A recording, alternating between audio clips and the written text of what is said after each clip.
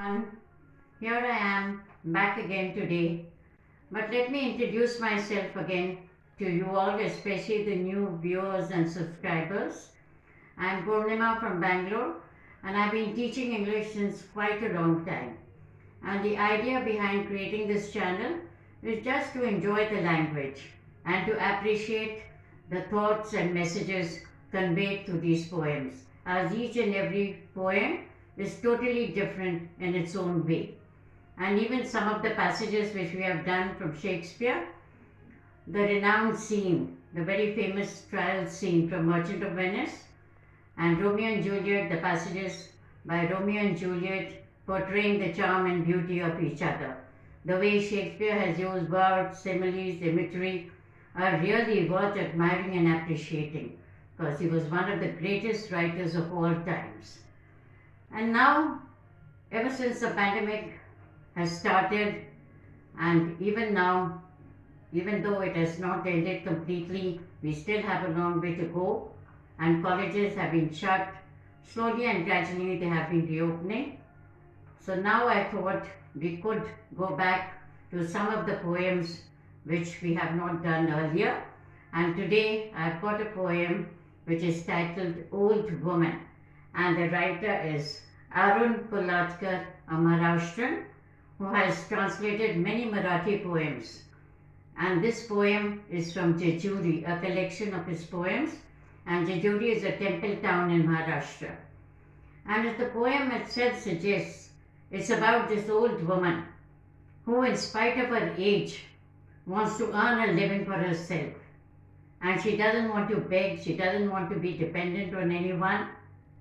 And in a place like Jejuri, which is situated amongst the hills, and in these hilly areas, she can hardly find any work for herself. At least in the cities and towns, one can find some work in houses or in restaurants or in shops, etc., to maybe earn a living for yourself. But here, the job and the work which is found for herself is that of a tourist guide. She guides the tourists to this horseshoe shrine, which is a major tourist place in this small town. And as we readers, we all are aware that when we go to these tourist places, how these people who want to get money are really behind us all the time. And she tags along behind us, grabs hold of our shirt, our sleeves, and continues to tag along and to hobble along, especially these old ladies. And we think they are just begging for money. But here it is, the reader, it could be any of us, how she tags along, how she gets after us, and she's not deterred. We keep on shunning them, we keep on trying to get rid of them, but she is not the one to give up. And that is what the reader, this person or any person, it could be you or me, experiences the shock and the surprise we get when we turn around to finally get rid of her, and then we see this old lady, her eyes all shrunken, no flesh on her face, all wrinkled, and here she is ready to take us to this horseshoe shrine just in return of a 50 paise coin. And that is how the poet starts the poem. An old woman grabs hold of your sleeve and tags along. And it could be any old woman. We don't even bother to look back to see who it is. We just keep trying to get rid of them. She wants a 50 paise coin. And those days, 50 paise coin was a lot of money for them. And just for that 50 paise coin, she's willing to take you, and she doesn't want to beg. She doesn't want to depend on anyone. She's all by herself, determined to earn something for herself. She wants a 50 paise coin. She says she will take you to the horseshoe shrine. And you keep on telling her that you've already seen it. You keep on walking in front, and here she is, hobbling along behind you. But not at all does she give in, and not at all does she relent. She keeps on coming behind you till the time you finally turn around to look at her. You've seen it already. She hobbles along anyway and tightens her grip on your shirt. And however much you try and get rid of her, she continues, and she's determined to take you to the horseshoe shrine. She won't let you go. You know how old women are. And it's not only about this old woman, it's about all these people who somehow want to earn something for themselves. And we are the only ones whom they can depend on. And not that they want it for free, she wants to do something in return. And she wants to take us, to guide us, and she's ready to walk all the way to the shrine to show it to us, just in return of a 50 paise coin. You know how old women are, they stick to you like a bird. You turn around and face her, and finally, when she doesn't relent, she doesn't give in, she doesn't stop, you finally turn around to get rid of her. Not turn around to give her the money, or not turn around to let her take you to the horseshoe shrine, but turn around to get rid of her with an air of finality. And finally, you want to get done with her, you want to get rid of her. You want to end the farce. And the farce, the whole drama of her tagging behind you, you're looking back and trying to get rid of her. You want to end the farce when you hear her say, and the moment you turn around and look at her, you get the shock of your life. Because she's so old, her face, her eyes are all shrunken, and this poet compares her two eyes to bullet holes. There's no flesh around her eyes, all wrinkles, and you can literally see the sky through those eyes, and your whole world is shattered because you're not aware and you never expected to see such an old woman. And now you just forget about getting rid of her. You stand there looking at her and you feel as small and as insignificant as the small change in her hand. And here she is, not to be deterred and determined and not to be shaken. When you hear her say, what else can an old woman do on hills as wretched as these? And she knows that you're annoyed.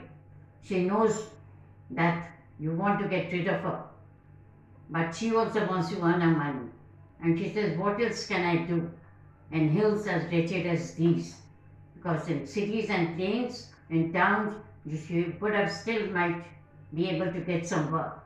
But here in hills such as these, where she's living in Jejuri, the small town, she hardly has any work. And that is how she's found this work for herself to do. And as you look on, the cracks that begin around her eyes, the wrinkles around her eyes, they are no more on her face. They're all over. They're spread beyond her skin. And you're no more concentrating on the face and this wrinkled skin. The whole world is shattered. The temples crack, the hills crack, and the sky falls. It comes crumbling down. And you get such a shock. Whole sky falls. The whole world is shattered. And it comes down like a glass plate falling, the clattering sound. And that is what we feel when we look at an old woman like her, who's so determined, in spite of our going on trying to get rid of her, she stands there as solid as a rock, and nothing can shake her. It is we who realize that the difficulties and hardships which she has gone through, and how she has faced life till then. And the sky falls with a plate glass clatter around the shatterproof crone. Shatterproof? Nothing can shatter her, nothing can deter her, and she's so determined, who stands there alone. And she's all alone, all by herself, but still she's determined to carry on. And whatever we do, she's so determined, nothing can stop her. And you are reduced to so much as small change in her hand. And we might have plenty of money in our wallet, in our purse, and we might feel very high and mighty as tourists. But when we see a person like her, not begging, but willing to take you or guide you just in return for a 50 paise coin. And this is when our whole world crumbles and comes crumbling down. When we see someone like her who's ready to work and not beg and be dependent on others. And this poem definitely teaches us a lot. That whatever we are, whatever we might think, however rich we are, These are the kind of people who really teach us what life is. And that is how we continue and keep on working hard. Whatever our age is, if we are willing to work and if we are capable of working, one should carry on and not be dependent on others. And that is why they say work builds and charity destroys. It's easy to give money to others. That also we should not encourage, unless a person, of course, is incapable of working. But till the time you're capable and you're physically fit and fine and you think you can continue, we must encourage and we must keep working ourselves too. And that is what this old woman has taught us. And that is what the poet in this poem about the old woman has really taught us what life is and how small we feel. We may be very well dressed, we may have a lot of money, but when we see a person like her, we feel as significant as the small change in our hand. So I'm sure it's a simple poem with a simple message, but still it teaches us a lot. So thank you so much for watching, and we'll continue coming with more and more new poems with new thoughts and messages so that all of us can learn and even enjoy. So thank you so much for watching once again. Till next time then. Bye then for now.